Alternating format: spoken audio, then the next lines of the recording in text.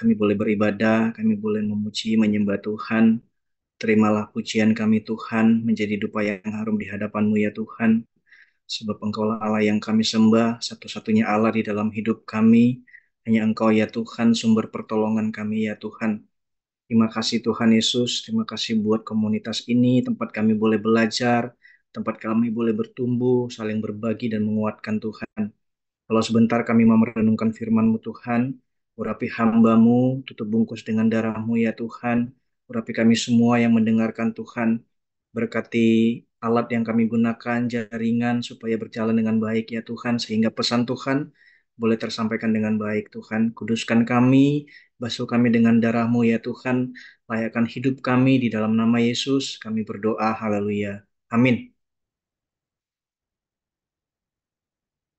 Baik, terima kasih Pak Iwan, Bu Neli buat kesempatan malam ini.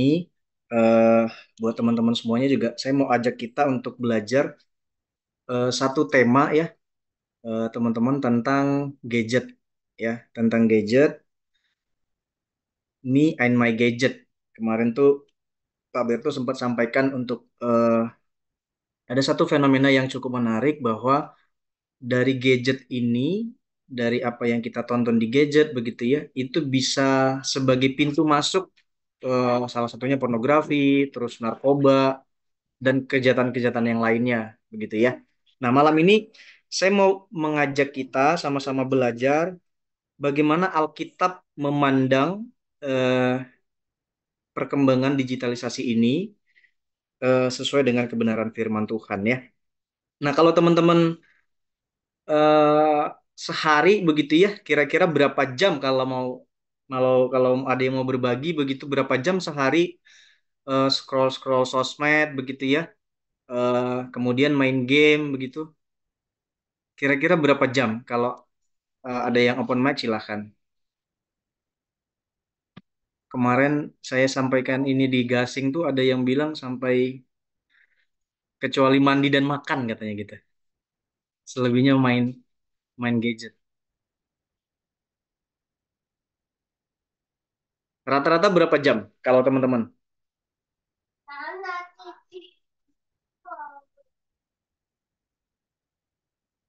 Ini siapa ya?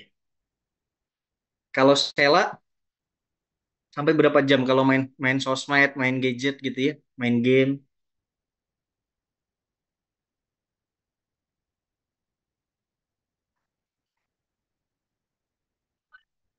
Sela atau Aurel ya? Berapa jam tuh? Ti- 3 jam, Pak. 3 jam ya? Ada yang lebih dari 3 jam nggak?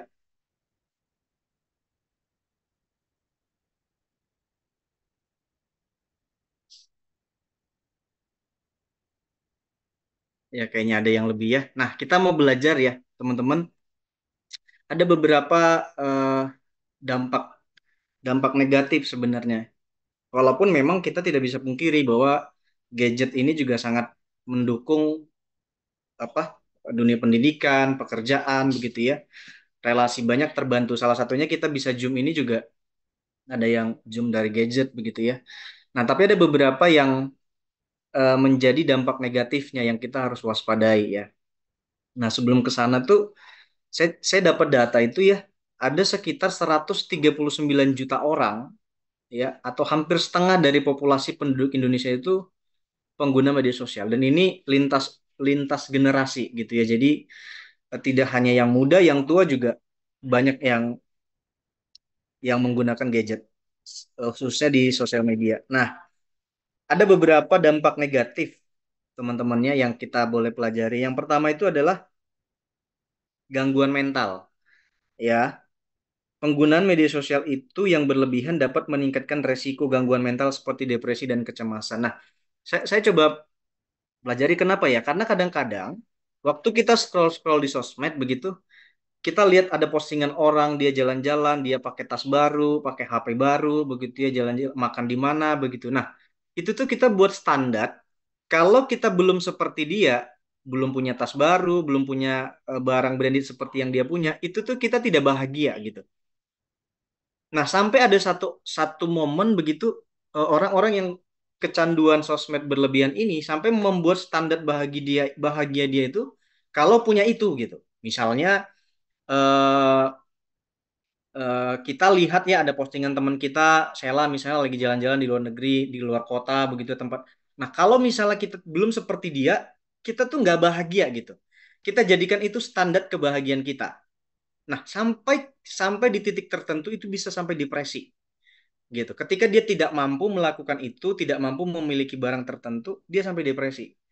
Nah, itu dampak negatif salah satu di penggunaan media sosial yang berlebihan. Bisa kena gangguan mental. Yang kedua adalah kecanduan gitu ya. Candu pokoknya kalau nggak main HP itu, kalau nggak main gadget tuh, nggak main game begitu, itu kayak ada yang kurang begitu. Ya, gelisah. Jadi kalau kalau ya nggak ada jam yang terlewatkan tanpa tanpa menggunakan gadget gitu ya. Kalau ada lagi sekarang ini anak-anak muda tuh ya, kalau ini telepon-teleponan begitu ada sleep call, tahu nggak istilah sleep call itu ya? Jadi dia tidur tapi handphonenya masih connect begitu. Sleep call namanya. Jadi sampai tidur, sampai ditemenin begitu. Itu tuh gaya pacaran yang sekarang tuh. Saya berdoa nggak ada ya di antara kita yang begitu ya. Namanya sleep call. Jadi si cowok tidur di tempatnya, si cewek tidur di tempat yang terpisah, tapi HP-nya masih terhubung begitu. Katanya sih temenin aku ya, mata terbuka dan mata tertutup begitu. Jadi istilahnya sleep call.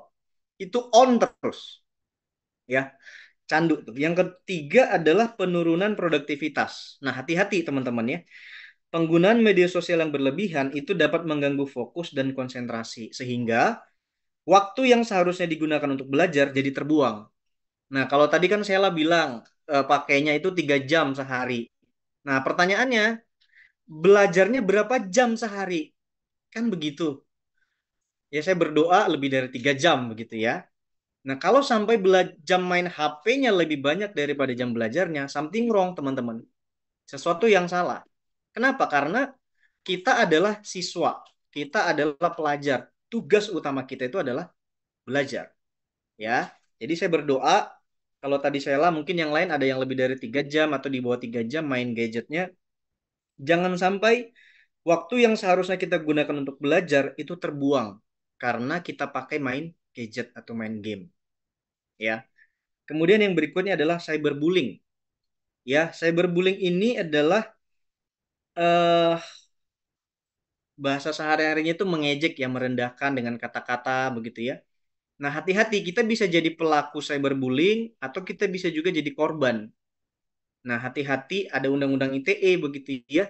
Itu bisa dilaporin kalau yang kita bully itu tidak terima, dia tersinggung, ada undang-undangnya. Jadi, ini adalah dampak-dampak negatifnya.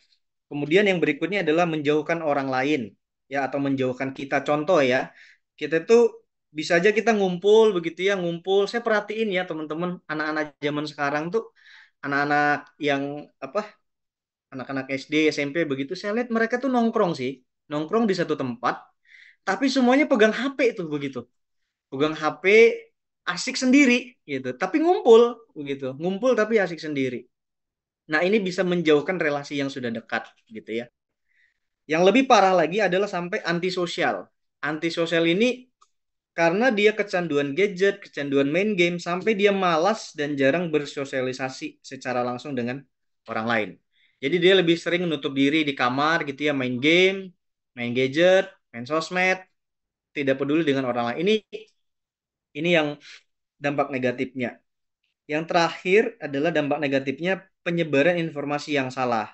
Ya, media sosial itu dapat menyebabkan penyebaran informasi yang salah. Kenapa ini bisa terjadi? Karena kita tuh kadang-kadang dapat sesuatu, dapat informasi, kita belum saring dulu gitu ya, belum filter dulu, belum baca dulu, belum cek dulu kebenarannya, tapi kita sudah sharing kan ke yang lain sehingga semakin banyak berita-berita hoax yang tersebar. Nah, ini adalah dampak-dampak negatifnya dan yang paling parah itu adalah kalau seandainya penggunaan gadget yang berlebihan itu membuat kita itu tidak punya waktu lagi untuk belajar, teman-teman. Tidak punya waktu lagi untuk baca firman, tidak punya waktu lagi untuk bersosialisasi, gitu ya. Hidup kita itu, dunia kita tuh hanya soal gadget dan game kita saja. Ini dampak-dampak negatifnya saya bukakan. Kalau dampak positifnya saya percaya kita semua pasti sudah alami. Sudah tahu apa-apa